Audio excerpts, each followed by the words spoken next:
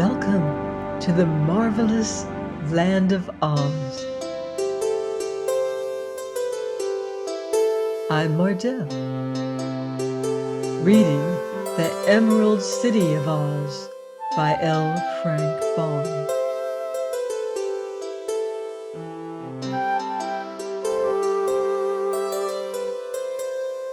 Chapter 27. How the Fierce Warriors Invaded Oz.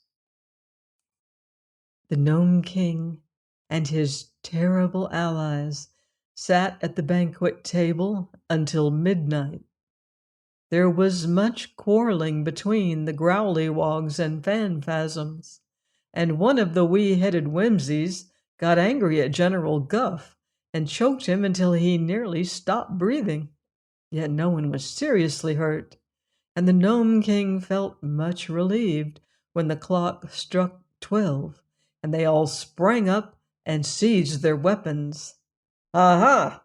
shouted the first and foremost. "Now to conquer the land of Oz!"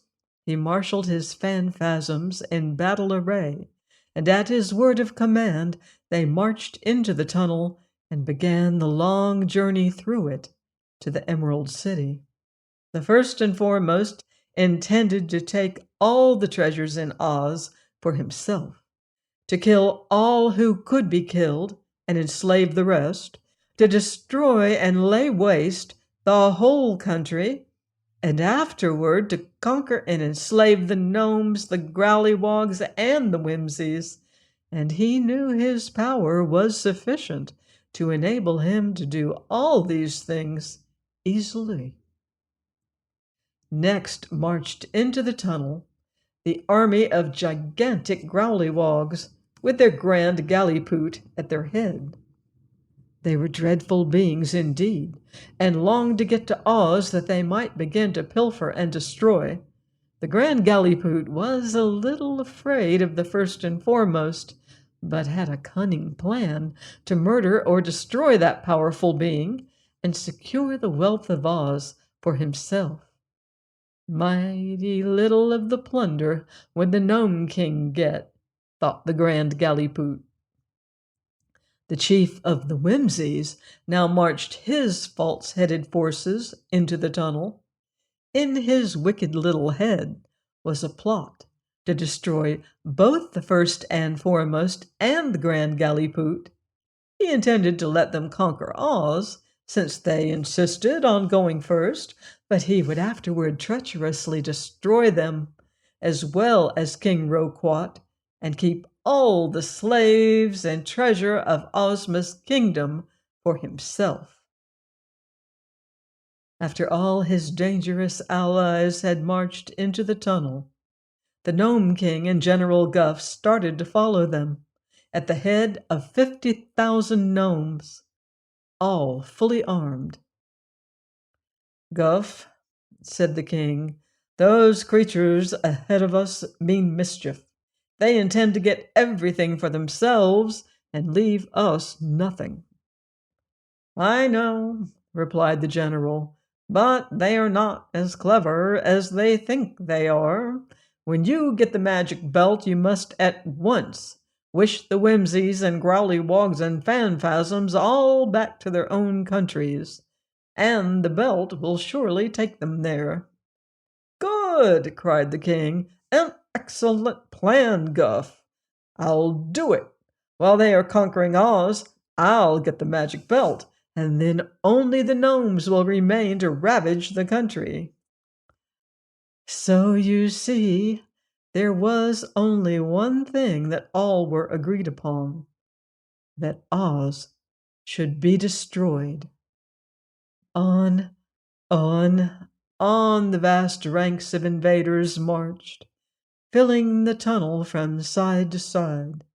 With a steady tramp, tramp they advanced, every step taking them nearer to the beautiful Emerald City. "Nothing can save the land of Oz," thought the first and foremost, scowling until his bare face was as black as the tunnel. "The Emerald City is as good as destroyed already," muttered the Grand Gallipoot, shaking his war club fiercely. In a few hours Oz will be a desert, said the chief of the Whimsies with an evil laugh. My dear Guff, remarked the Gnome King to his general, at last my vengeance upon Ozma of Oz and her people is about to be accomplished. You are right, declared the general. Ozma is surely lost. And now the first and foremost, who was in advance and nearing the Emerald City, began to cough and to sneeze. This tunnel is terribly dusty, he growled angrily. I'll punish that Gnome King for not having it swept clean. My throat and eyes are getting full of dust, and I'm as thirsty as a fish. The Grand Gallipoot was coughing too, and his throat was parched and dry. What a dusty place, he cried. I'll be glad when we reach Oz where we can get a drink. Who has any water? Asked the Whimsy Chief, gasping and choking, but none of his followers carried a drop of water. So he hastened on to get through the dusty tunnel to the land of Oz. Where did all this dust come from? Demanded General Guff, trying hard to swallow but finding his throat so dry he couldn't. I don't know, answered the Gnome King. I've been in the tunnel every day while it was being built, but I never noticed any dust before. Let's hurry, cried the general. I'd give half the gold in Oz for a drink of water. The dust grew thicker and thicker, and the throats and eyes and noses of the invaders were filled with it, but not one halted or turned back. They hurried forward, more fierce and vengeful than ever. Please join me next time for more magical adventure here on the marvelous land of Oz. Goodbye for now. See you in Oz.